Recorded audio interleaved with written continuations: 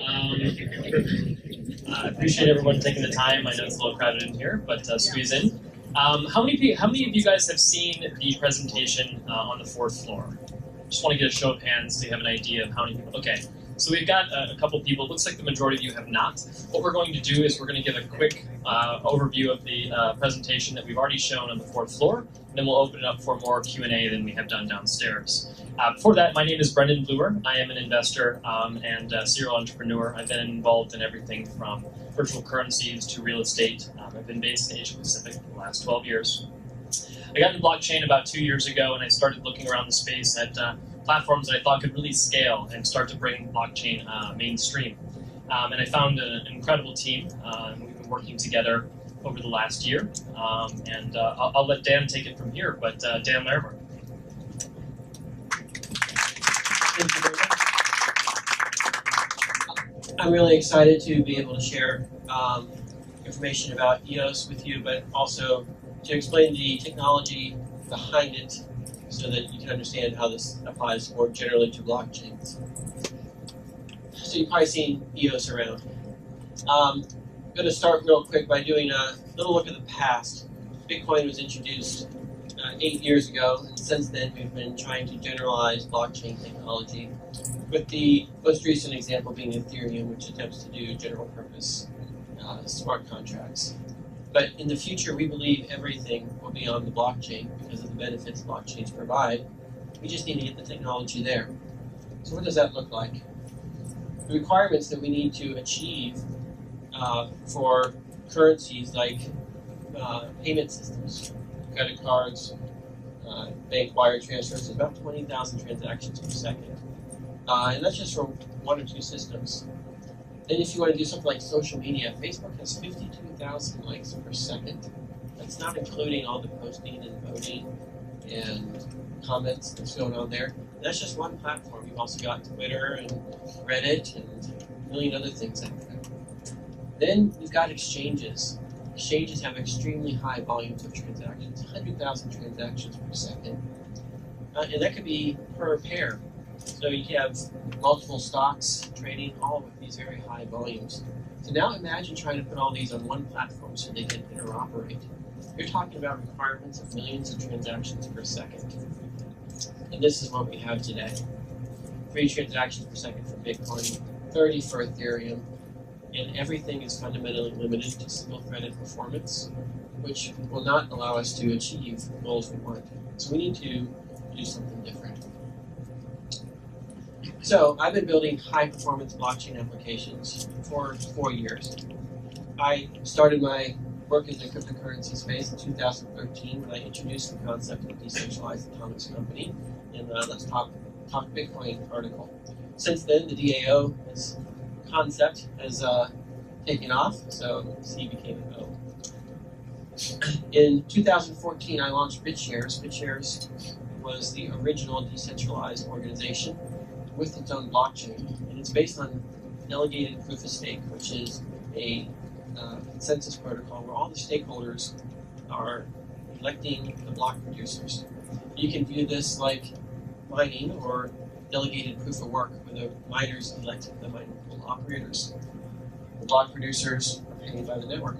So invented delegated proof of stake in 2014, but the initial implementation was too slow.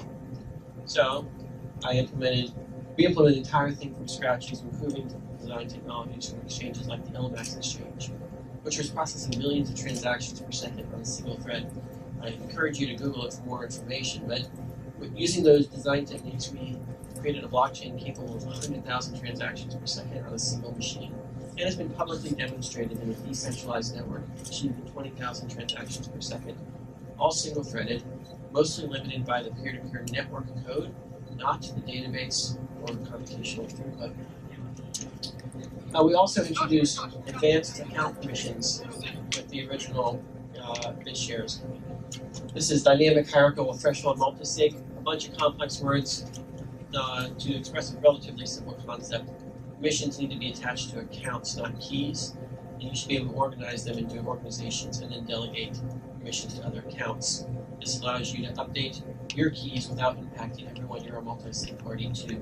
It's incredibly powerful, introduced with graphene and BitShares 2.0. Then, in 2016, I wanted to up the bar and see if we could create a social media platform on a blockchain.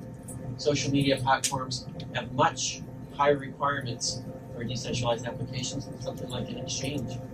Users expect things to be free. They don't want to be charged to vote, to post, to comment. They have less sophisticated users. These are old ladies and kids wanting to post and share with their friends. So you need to be able to recover accounts when you're hacked. And it's not just money that's at stake here. It's your identity, your reputation, which is tied to this. So account recovery is something that's... So with Steam, we added these things when your account gets hacked, because we assume it will get hacked. And even the best among us have been hacked. So when that happens, you can use any old key combined with your recovery partner to restore access to your account. And in general, your recovery partner is the person who created your account, signed you up for the blockchain. They verify your phone number or email, and you've got your account back. So this makes Steam a blockchain that's so easy to use, people don't even realize they're using a blockchain. You got 3-second confirmations, instantaneous response, no fees for any user anywhere, and eliminating the fees was the critical innovation here. So we conceived Steam in January, started developing in February, launched it in March, a working blockchain from scratch in C++ in March, built a website on top of the blockchain, this is sort of the Block Explorer web wallet, and launched that in July. Within 3 months, it was a top 10,000 website globally. It has 15,000 active daily users of the blockchain itself, 35,000 active daily visitors to the page. And that's because of the power of a blockchain, a token that incentivizes all the user permissions. It's very hard to bootstrap a social media, but with tokenization and blockchain technology, we made it accessible to the masses. It's also the one with the most diverse group of users, old ladies, young kids, balance between men and women. It's what we believe a decentralized application should look like, and it is using just a small fraction of its capacity at this point, can easily scale to handle Reddit style transaction usage. So this is probably the most surprising chart many of you will see. This is a chart of the actual transactions occurring on the different blockchains. It shows that Steam and BitShares have more transactions on-chain than Ethereum and Bitcoin combined. This is real-world usage, whether it's for traders on BitShares or social media users on Steam. So this is where we are today. We're using a fraction of our capacity, less than 1%. The others are using a much larger percent or all of their capacity. So this is where we are today. We've got a decentralized world computer, and we've got a bunch of people trying to build applications. Each application developer is trying to go the whole way down to the computer. They've got to solve all the same problems that you would normally expect an operating system to provide. Permission management, account recovery, admin, databases, file systems. Those are the things you expect from an operating system. And all the app developers are trying to build those things, and it's hard. And it's error prone. And because the computer's resources are so constrained, by the time you get all that stuff in there, there's very little gas left for your application. So that's the struggle we have. So we want a platform that actually enables decentralized applications. So let's look at what they actually require. You need your application to be able to run on a web page, so that you just don't have to download anything. If you can't run in a web page, then you lose most of your users. You got to support millions of users, or you'll never recover the cost of developing your application. You never earn enough revenue per transaction to get the fees per transaction low enough to make it viable or competitive against the centralized alternatives. You've got to be able to make it free for your users, or offer different means of charging your users. Freemium applications, or applications like Steam, need to be possible. It needs to be responsive. Users expect to be able to click and have the response back immediately. And perhaps most importantly, it needs to be upgradable. No business plan survives first contact with the market. If you don't upgrade, you'll fall behind. You can't get it all right from day one. So we've got account names rather than keys and addresses, thousands of transactions, no purchase necessary, account recovery. Those are all standard. But perhaps one of the things that's overlooked in this space is the idea of bug recovery. We all like the idea that cryptocurrencies can be perfect code that never fails. But when you're building complex applications, there's no such thing as perfect code. So you need to be, there's a million infinite ways that things can fail, only one way they can go right. That's assuming you got it right. You're guaranteed to have issues, you need to be able to recover. So EOS provides the operating system. It gives you databases for each application with multiple indices sorted. You get account permission, scheduling, authentication, inter-application, and inter-blockchain communication. All this is done with parallel processing of smart contracts. Every application can run at the same time, and you only need to run the application you care about on your local nodes, even if the block producers do have to run everything. The block producers have the ability to scale horizontally. They can have clusters of machines processing transactions of 128 cores. Isn't enough? And all this supports interoperability. Your applications are designed based on communication. The operating system abstracts the difference between local communication and communication with other blockchains. But there's so much capacity on one blockchain that it's unlikely you need more than one unless you want to have private blockchains for enterprise that want to interoperate with the public blockchain. So EOS is the first blockchain operating system that implements faster application development with massively reduced difficulty. As I mentioned with Steam, we built the entire stack in 2 months with 2 developers for less than $250,000. We're generalizing the concepts, the commonalities between Steam and BitShares, providing it in the operating system layer, and then allowing you to focus on just the applications, which can be developed with the ease of a web app. Web applications have a database defined by a schema, a public API, which are the messages that get passed into your application, and then an interface. We provide all of that. So this is a conference where we get to go a little bit deeper. I'll spend a little bit of extra time talking about this slide in this session, so bear with me if you're listening. Actually, I'm going to come back to this slide after going over some of the higher level stuff so that we can focus more on these things when we ask the questions. So let's talk about the EOS token. EOS token uses the same model as Steam, which is free transactions. Tokens are never consumed. There are no fees in the system. If you own 1% of the tokens, you can have 1% of the storage capacity of the network, consume 1% of the bandwidth, use 1% of the computational power of the network. And when you're done using your bandwidth and your computation and your storage, you can free the storage, sell the tokens, and you're good. So, free transactions, the ability, if you have 1% of the network and you're not using it yourself, you can lease your computational and storage rights to other users until such time as you can get some income from it. So that's all negotiated, which gives lots of flexibility. We believe that your application should be developed like Amazon Cloud Service. The developer provides the hosting for their resources, and the users get free access. The developer figures out how to monetize the use case and cover the cost of the servers.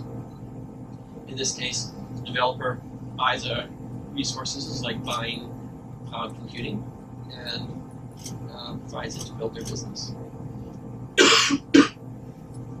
So we've got block reduction, which is through delegated proof of stake, and the network has 5% annual emission or inflation, which is actually enforced by a robust governance structure in the code and the Constitution. I'm going to talk a little bit more about this here. The network is self-funding and self-sustaining in the sense that the staking tokens can vote to like the top 3 smart applications to receive the funding proportional to the amount of votes they receive. And those applications can do 3 or more different things. They can destroy the tokens, which basically eliminate the inflation. They can use it to fund a centrally managed foundation. But what's most exciting is that they can fund other decentralized applications like Steam. It can distribute tokens. There's massive crowdsourced decentralized budgeting, kind of like Steam, for people who are supporting developers or doing other things that benefit the ecosystem. And this solves the prisoner's dilemma of who's going to pay for things that benefit all users, and make sure that the project can continue indefinitely without ever really struggling. This replaces the $3 billion that's wasted every year in electricity mining Bitcoin and Ethereum, and redirects it toward a purpose that benefits everyone. And of course, we've got a great team that's working to build all of this. But I'm going to go back to this slide to go a little bit deeper now. So this talk is supposed to be about how we achieve horizontal scaling and the technological approaches that make that possible. So the first thing you have to do is you have to separate out the state of your application, abstract it, focus on the messaging, focus on the communication between the users, between the applications. Right? There should be no difference between a user and a bot. If you think about it, a smart contract is really just automated communication. So everything's a black box in terms of messages come in, they get calculated, and messages come out. And other applications shouldn't be able to tell if they're dealing with another smart contract or another account. By making the communication asynchronous, you allow things to be processed in parallel while maintaining determinism. If you have two things running in parallel, there's race conditions and all kinds of things like that really plague it. How do you keep determinism, which is necessary for consensus? Is you make sure there are no conflicts in the state. Every application state is completely firewalled and separated from every other application. They only have access to the messages coming in, the messages they generate, and they can read their own internal state.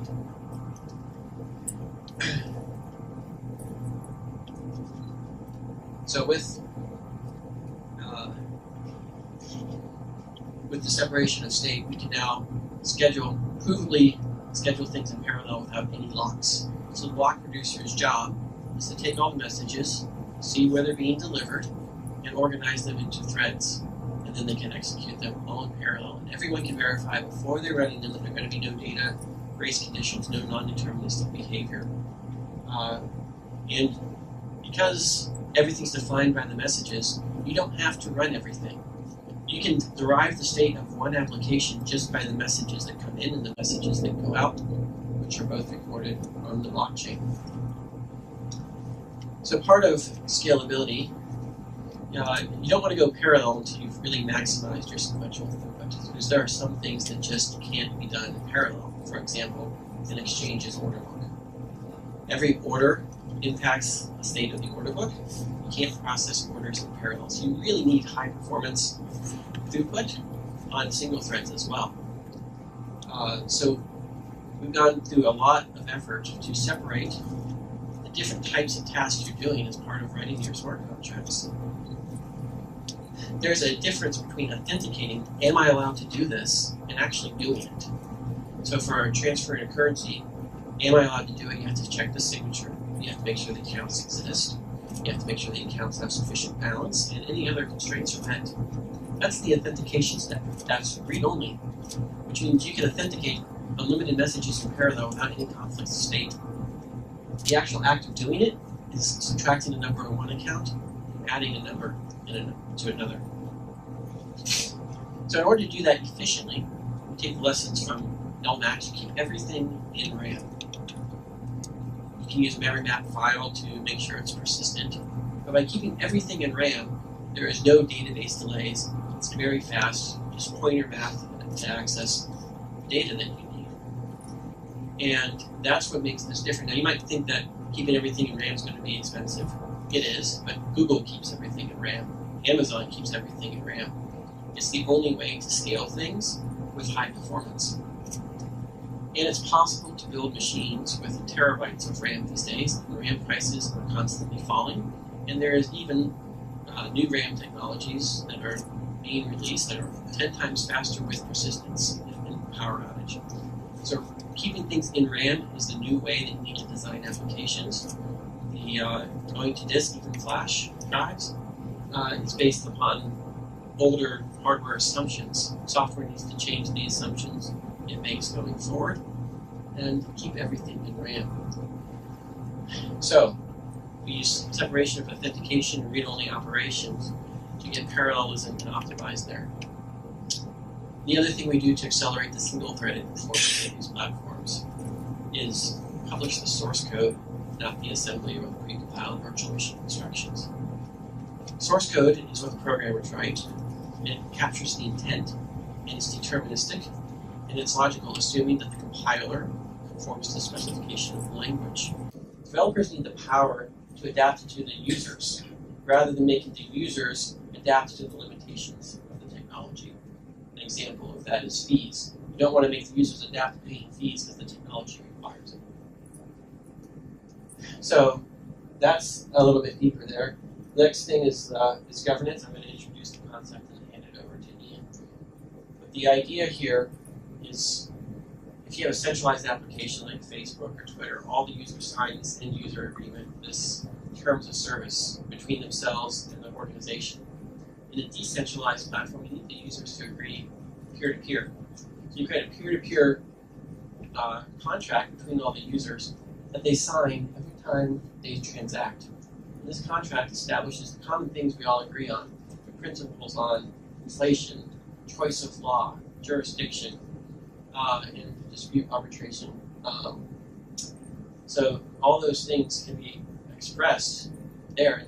It covers things that code can't cover, subjective things, things that depend upon external information that's really hard to even provide to a blockchain to do things. It creates a holistic approach. So governance is something that's very important. I'm going to bring Ian up here. He'll tell you about his experience with governance and why you need it and what happens if you don't have it.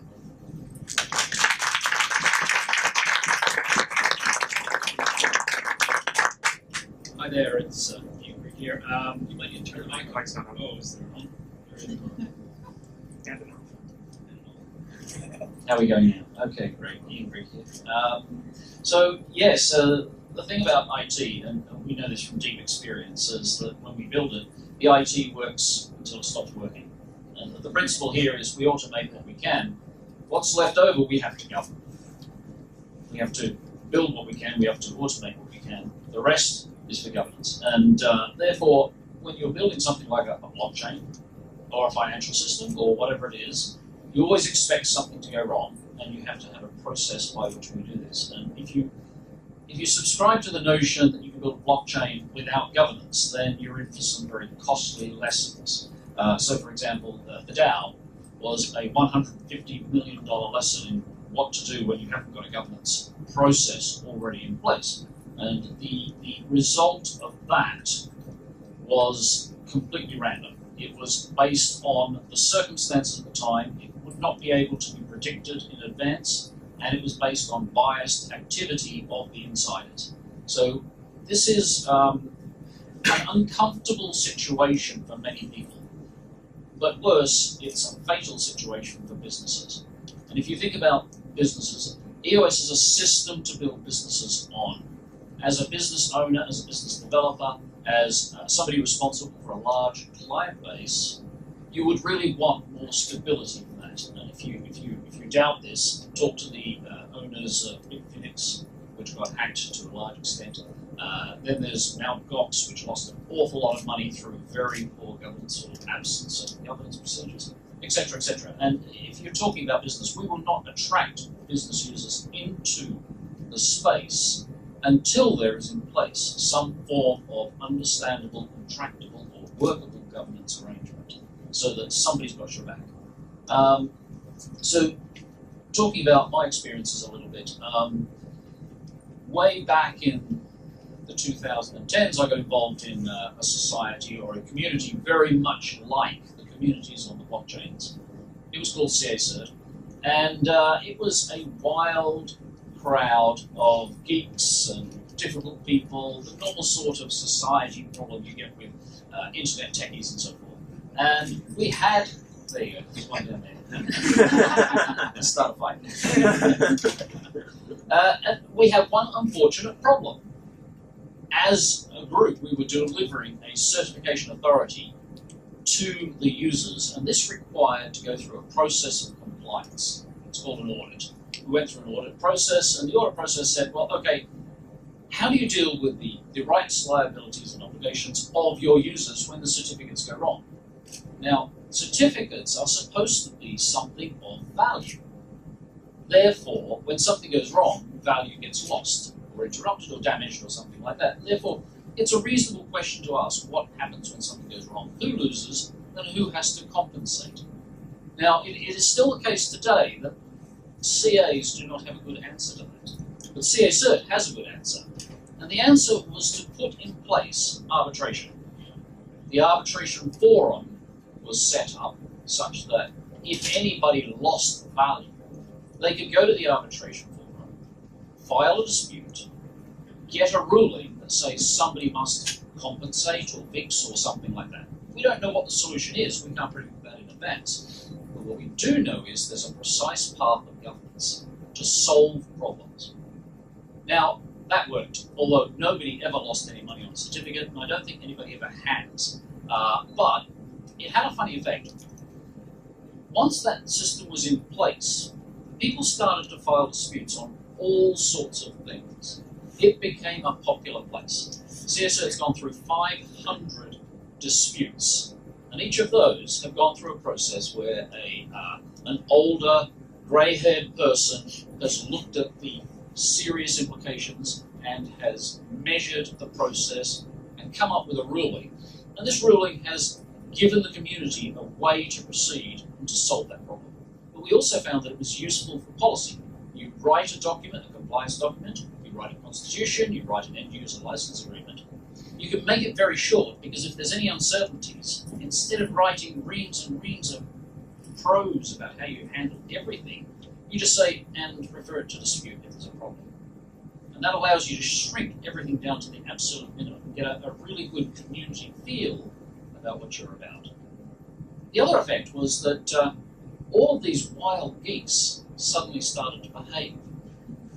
They started to be nice to each other, because if they were too nasty to each other, they might get disputed against. Now, of course, we don't know what would happen in disputes. Maybe somebody would consider that slander was actually free speech. We don't know. Or maybe it would be considered bad and they'd have to do community service. But the point is, there's now skin in the game, which is to say there's no longer an absence of consequences to your action. If I'm sitting on a blockchain and I hack into your account and I steal money, I get away with it on most blockchains because, well, actually, if you look at the blockchains, there's no definition of theft. There's no definition of money, indeed. If you look at Bitcoin, what is the definition of Bitcoin? There's no definition of it. Therefore, it's sitting in your account. It can be transferred to my account if I can hack it. I've done nothing wrong. So if we talk about, for example, the Ethereum DAO, the controversy was 1/4 of the community said code is law and therefore this is fine. That's how the system works. And then 3/4 of the community who'd put money into the DAO felt, actually, we're aggrieved. Code is no longer law. So you had this situation where half the community was going one way, half the community was going the other way, and you ended up in a fork situation. Now, we can solve that with a system of arbitration. The arbitration system can be written into the Constitution, so it becomes a binding clause to everybody who's agreeing. And the arbitrator can look at the source of the dispute, the facts, and say, okay, the DAO, right, so obviously code could be law because the person who posted the contract said code is law. That's an input to the dispute. But then, of course, the other people didn't expect that to happen. They have expectations to be treated fairly. Another input to the dispute. How would the arbitrator rule? Very interesting question. I don't know the answer. But the arbitrator would rule. Once that ruling comes out, it creates a document which everybody can rally behind and follow. We no longer have uncertainty as to what we should do. We have somebody who said this is what we should do. Especially the producers or miners would now know which way to go because the uncertainty had been resolved. So if we look at a situation like EOS, it's interesting because we'll be departing from normal arbitration practice with EOS. we will have rulings which come out from the arbitrators, which would, under normal circumstances, be binding on everybody. But this doesn't quite work in the blockchain context. So what we'll have is a situation where the ruling comes out, and then the producers will look at that and further judge over the ruling as to whether to proceed. So if the arbitrator were to rule, okay, now you're going to do a hard fork, the producers would also come to their decision to follow that. Well, they could reject it. Now, what happens if they reject it? That's actually a red flag. That might be a problem. That might be acceptable if the arbitrator is off the rails. I mean, arbitrators are humans, they can make mistakes. But more likely what would happen is the community would turn around and say, oh gosh, actually arbitration is a really key part of our community. It's protecting our value. And we want the producers to preserve the rulings. So let's vote those producers out and get back to the situation where we're respecting the forum of dispute. So we're setting up a situation where we have two opposing branches of governance that are working together. The producers are one branch, and they handle the hard forks, and they handle the upgrades to the code, and they handle fixes, and they handle rulings. And then the arbitration body is another forum. It's another body of governance. It's another independent arm which creates the rules. So that's a fairly long rant, but I should pass back to. All right.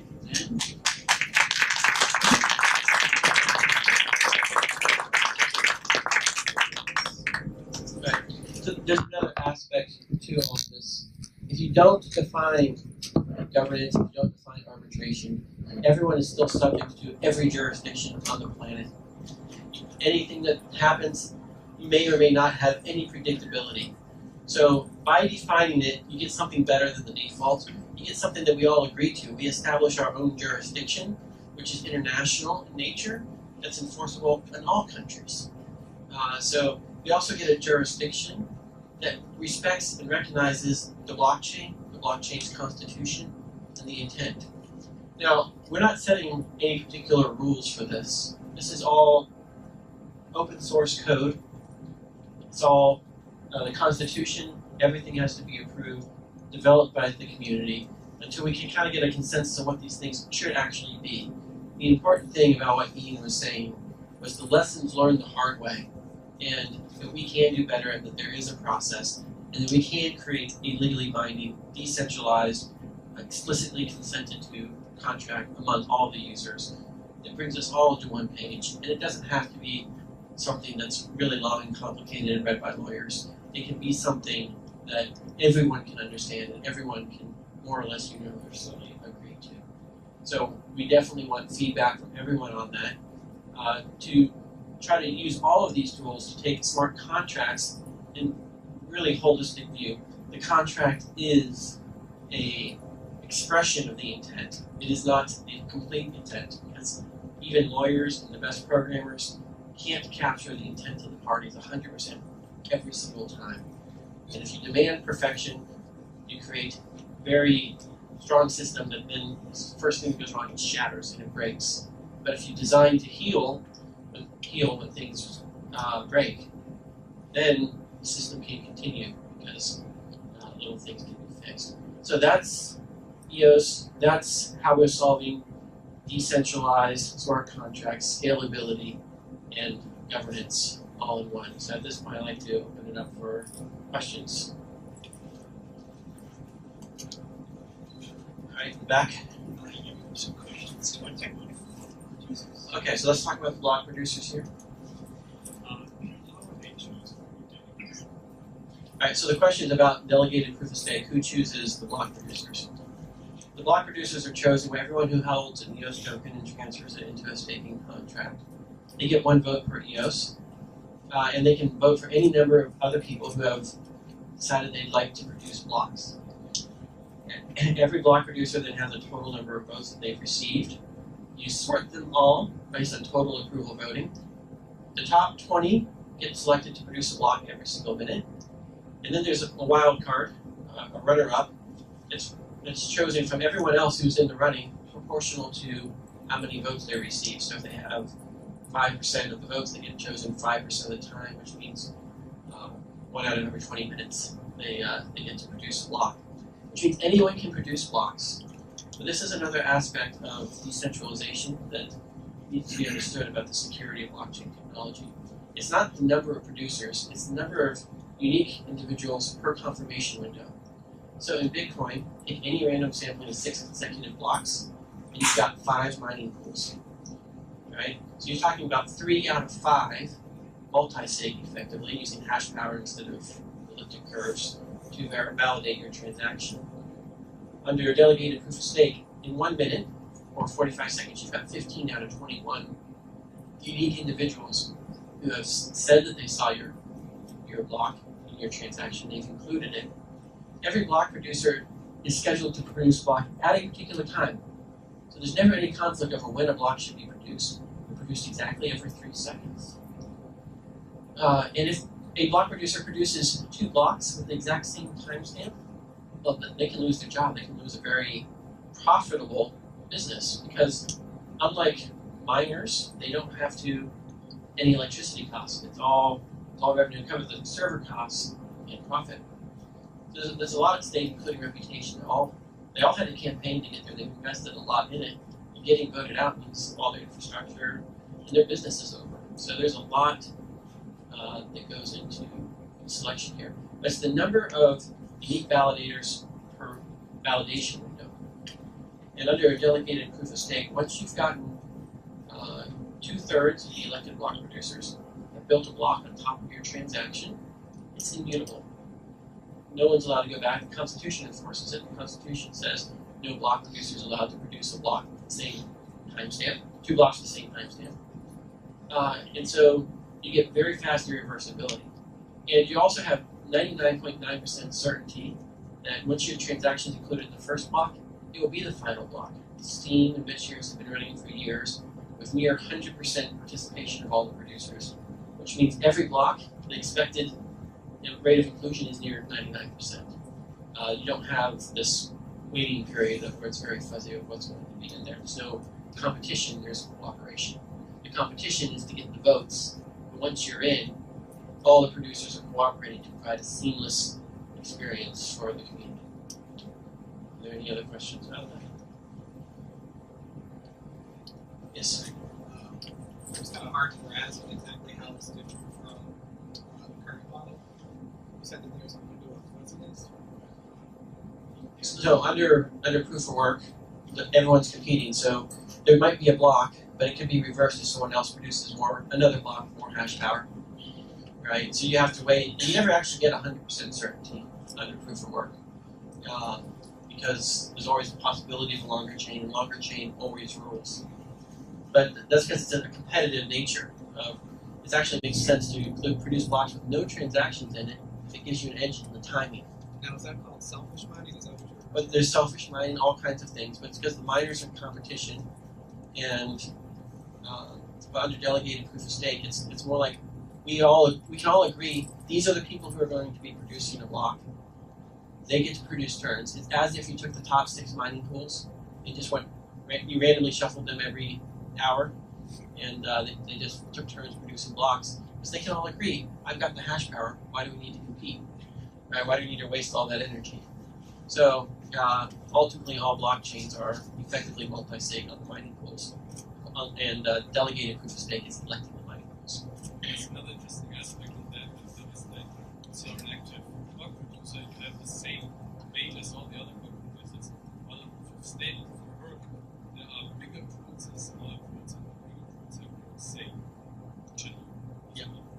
So what he was saying, for those who don't have the mic, is that every block producer is created equal once they're elected in terms of the influence they have. The question? This is a nice question. How far are you in terms of development? Okay. Exactly. So we put a developer and a half on this project to about a month and a half ago. And remember, Steam is built from nothing to a working blockchain in 2 months. So a lot can happen very quickly using this technology. We'll have a functional test network this summer. You can start building your apps on it. We can start deploying. Now there's a lot more testing that needs to go into a smart contract platform. It's a lot more surface area of attacks. But we'll make sure it's very robust and you can start to help us. Yes. So, two questions about security. First, the persistent state, how is that secured? Okay. So we're talking about state here. Every user can deterministically calculate their own state from the input of messages, which are all hashed for and linked to the blockchain. Okay. So if you have the code, the state's secure. If you derive it yourself, you can also take the hashed state stored on a disk and use that as a trusted input. And you can get multiple people to verify that they all generated the same state, which means you can discard transaction history. Now, that state is all subject to implementation, so each implementation has its own state. But the important thing is that the inputs and the outputs of the transactions imply the state based on deterministic evaluation of the code. So my follow-up next question is then, what's the latency from the time I change permissions or roles to them being actually adopted and executed? And is that deterministic? Yes, so everything is deterministic in the platform because it's otherwise you lose consensus. So determinism is an assumption of consensus. As far as latency, time is a critical element of security, particularly when it comes to changing permissions. The very first thing someone does when they root your box and they get your password is change all your permissions, locking you out.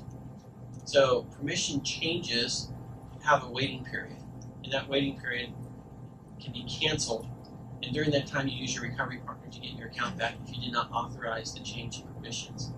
And it can be possible to have different waiting periods for different permission levels. So your currency transfers might have a longer waiting period.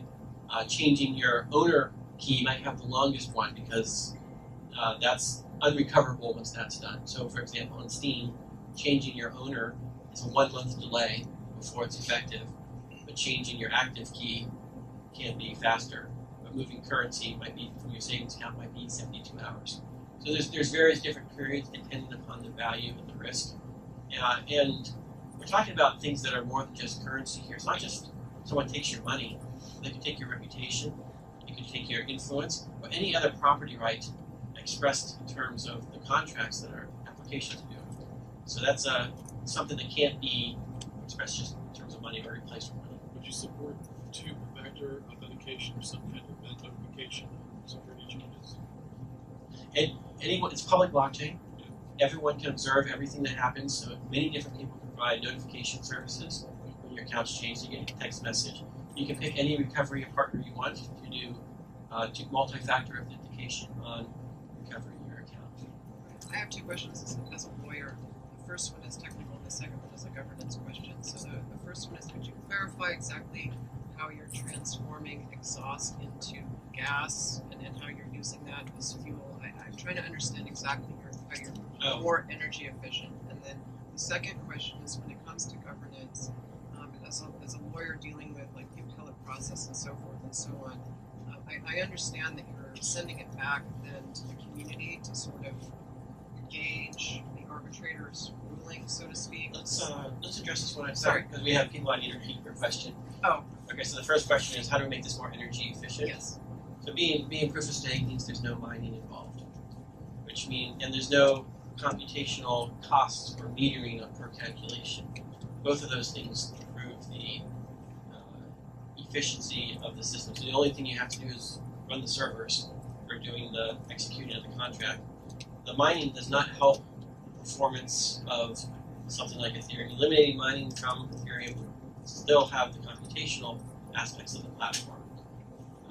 There is no mining involved here, so it saves the $3 billion a year spent on electricity and focuses on just the amount spent to run the servers, which is a fraction of the cost spent on mining.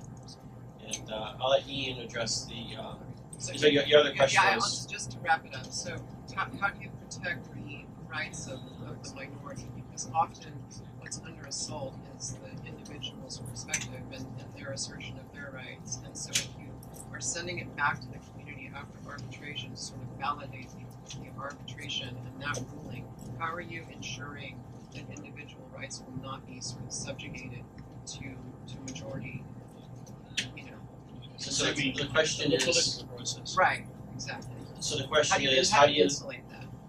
if we have a dispute and it goes back to the community, how do you protect the rights of the minority against the majority? I'm going to attempt to answer it and then hand it back to you. And the answer is you limit the scope of the arbitration. First, there has to be a dispute, and second, not everything. The community can veto something, but they can't proactively decide to something. So you protect them first from the smart contract by preventing the dispute. I'll let Ian also Sure. So, in a sense, like all societies, we're mirroring the current system. And the first control is that the arbitrator is going to create a ruling that will presumably preserve the rights, or in the event of getting it wrong, be passed on to the rest of the community. Now, the way that happens is that the ruling will sit there and be followed or not followed by the producers. So, if you like, the appeal court is the producers. The producers will look at that ruling and decide whether to proceed with that ruling or not, in an internal sense. Now, if they correctly follow the ruling in the sense of the community's wishes, then the community will accept that. If the producers, however, decide to go one way or the other, which is not pleasing to the community will come back and attempt to vote out the producers, replace them with other producers. So in the end, the community has an overall governance over the process.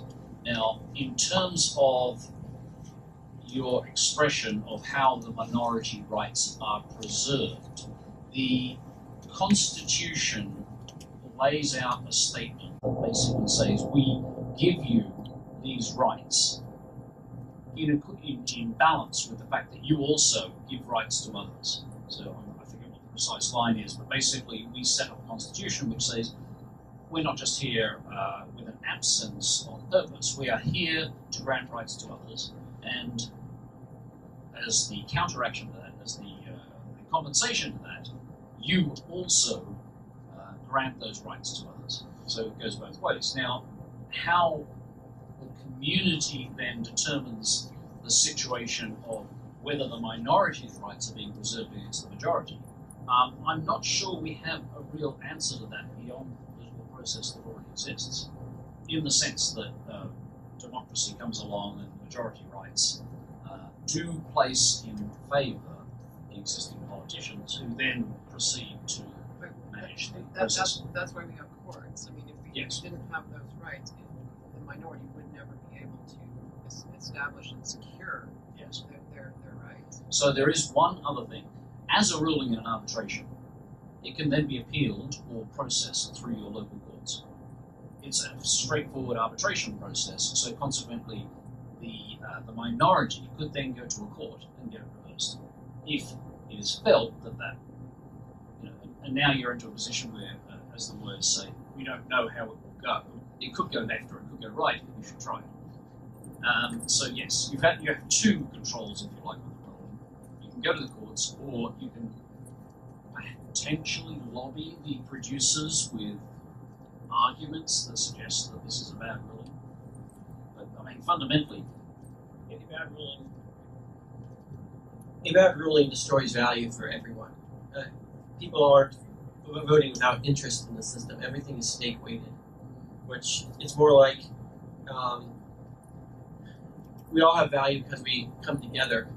And if we start dividing and we kick out some minorities, other minorities are going to leave, and eventually people start leaving and fragmenting and starting their own competing communities. So it's free market competition that is ultimately protecting the minorities' rights, because everyone has interest in being the most inclusive platform to have the greatest network effect. And if they start abusing some members, or they start behaving in bad ways, competition will spring up. It's an open source platform. Anyone can start up any number of things with different experimental constitutions. We're not saying that we have all the answers. What we're saying is that you need to have a mixture of code and governance to take a holistic approach to solving these problems. And that we can make it an incremental step better. It doesn't have to be perfect. It just has to be better than what we have today, and that's what we're trying to achieve. Any other questions? Yes. So a question on tokens. So as you said, that the more tokens you have, the more computing power, the more resources you can tap into of the network, right? So obviously when you launch it, the cost of a token would be less, and then as it gets more adoption, the cost of token would go up. So would that mean that? I think I can answer. So he's basically saying that the cost of tokens changes over time, and early on, maybe the price is lower, and you get so much resources at one price, and it changes. So this is actually a very critical component which I have not addressed yet. So we've separated the value of the token from the fees. In something like Ethereum, the token goes up in value, all of a sudden your fees have gone up in value. But if you under rate limiting, most things are going to be completely free, and your computation is based on the resources of the network, completely independently of price. So you're insulated from price movements when you design your application. You figure out what your throughput requirements are, you buy enough tokens to meet your throughput requirements needs at the price of the day, and then you're basically protected for life on your contract. You don't have to worry about the things changing. Is that the question you were having? Right, but so as soon as it launches, if I buy like a whole bunch of coins or tokens, then I'm set for life, right? Like nobody can compete with my resources because I So got you're them at a saying very you buy a cheap bunch price. right when it launches, then you're set for life? Quite possibly, but you can either use it yourself, but it's also fractional reserve. So like Steam, if you're not using it, like bandwidth and computation, other people will use it. It's only in the chance there's congestion that it reverts to prioritization based upon stake. So it's like it's like over provisioning your internet. As long as everyone's not on at the same time, everyone can enjoy higher bandwidth than you would get if you actually had paid, as if you had a dedicated channel. So it really maximizes the use of resources for everyone involved. Yes. What are your plans for the distribution? For example, I noticed on steamwells.com, it shows that 1% owns 75% of the tokens, and that next 1% owns like another 20%. So when it comes to distribution, visit EOS.io, sign up for our mailing list. We'll discuss distribution there first. All we can say at this point is that we want to make it extremely equal opportunity and as fair by whatever definition of fair we can make it. So that will be addressed later. Any other questions? Yes. Do you make any attempt when somebody wants to put a contract in place to check that the code is deterministic? Right, so the question is, do you make any attempt to make sure that the code is deterministic? And the answer is that the scripting language that we pick and choose will by definition be deterministic. It will not be possible to write non-deterministic code in the language. WebAssembly makes it strong. They identify the areas of non-determinism. You remove a few floating point things, and it gets deterministic. Now, there may be bugs. Bugs are always an option. So, so the point is we have a means of recovering if the non-determinism is found, and we can make it deterministic. Yes? Freeze and fix broken applications, how is that handled through version control? Like, do people have to consent to the change? Or? So by default, the application should be managing itself, and it should upgrade and have some kind of multi-sig control over itself so that you don't have to go to the block producers. But if the block producers do need to get involved, then what the block producers do is they have the authority, the permission, to update it no matter what. So you get multi-sig of the block producers, they can update their contract. And they can also agree amongst themselves to stop processing transactions of that contract. That's how that works. I think we're at 4 o'clock. So we have one more question.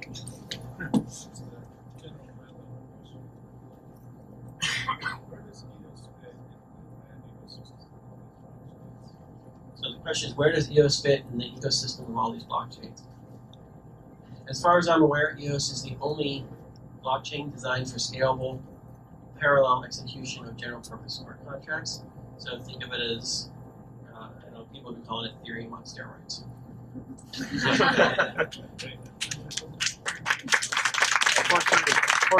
p.m. 4:30 downstairs. put together for 4:30 downstairs, floor 4. There will be additional Q&A. Thank you.